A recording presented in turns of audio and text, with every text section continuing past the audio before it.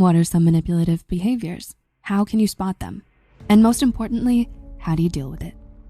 Number 1, playing the victim. Guess who plays the victim game the best? Manipulators. In order to get what they want, they make themselves seem like victims or martyrs. They say things like, nobody understands me.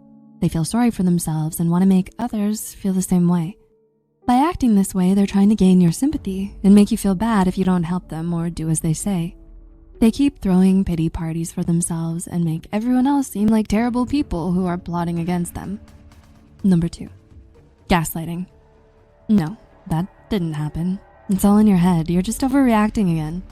Classic manipulator lines, making you question your own reality, also known as gaslighting.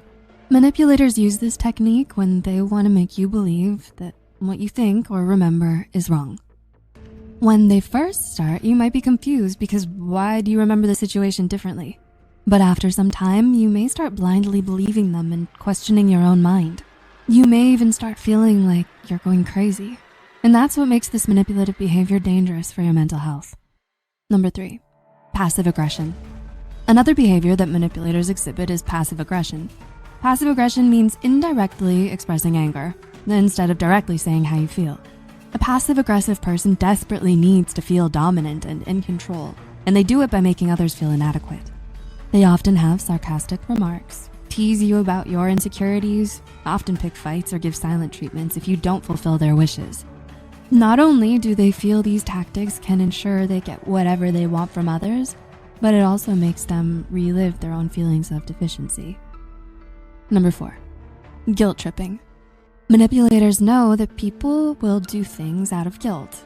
So when they want to manipulate you into doing something, they might use guilt tripping. With this strategy, they make you feel bad about yourself so you end up doing the things, even if you really don't want to do the things. Maybe it's going out with them even though you're too tired, or helping them with something even if you're just too overwhelmed with your own responsibilities. They might say things like, oh, but I do so much for you, why can't you return the favor? Or, well, I guess I don't mean that much to you anyway. By using guilt, they make you feel like you owe them something, or make you seem like a bad person. And at first, you feel like helping them would make you feel better, but it makes you feel miserable instead. And number 5, using cruel humor. Laughter, in this case, is not always the best medicine. This last tactic that manipulators often use is meant to poke at your weaknesses that make you feel insecure. If they make you look and feel bad, they get a sense of psychological superiority and think they gain power over you. They know your soft spots, no matter if it's your looks, some embarrassing thing that happened to you, or your recent breakup. They'll bring it up like they're saying a joke and act surprised when you say it's not funny. They'll just simply say, oh, why can't you take a joke? Even though they know very well it's not just a joke. So what do? This is how manipulative behavior looks, but how do you protect yourself from it? Well, remember your rights. It's not easy to remember your worth when you're being manipulated. You may feel like you can't really trust yourself anymore, but that's why you should remember the basic rights you have as a human. Everyone deserves to be happy, right? Everyone deserves to have a choice, to have boundaries, to be valued by others. If you believe other people have those rights, you do too.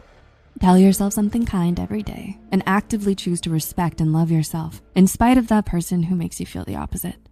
And distance yourself. If possible, try getting away from that person as far as you can. Don't return their calls or answer their texts unless it's really important. If they ask you to meet, use the good old "I'm busy" excuse. If you unfortunately live together, try going out for a bit when they become too much to handle. You could also try inviting someone over, since they're less likely to show their true colors if someone else is watching. Also, don't give any meaning to what they say. After, or even during a conversation with them, challenge every word they say. Why would what they say be true? Did they say that because they have your best interest at heart? Is there a good and rational reason for you to believe them? Would someone else behave the same towards you?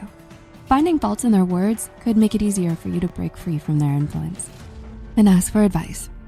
Sometimes all we need is a change in perspective.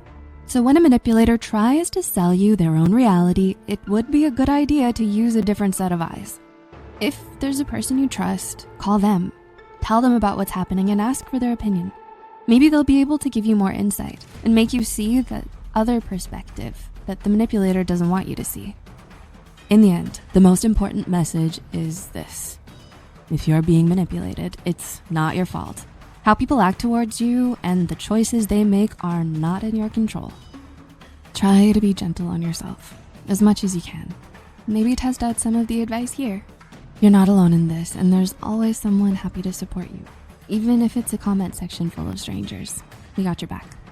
And we'll be straightforward with you. We like the likes and it helps us keep making these videos, so if you tap that like button, we definitely do appreciate it. Thanks for watching and see you in the next one.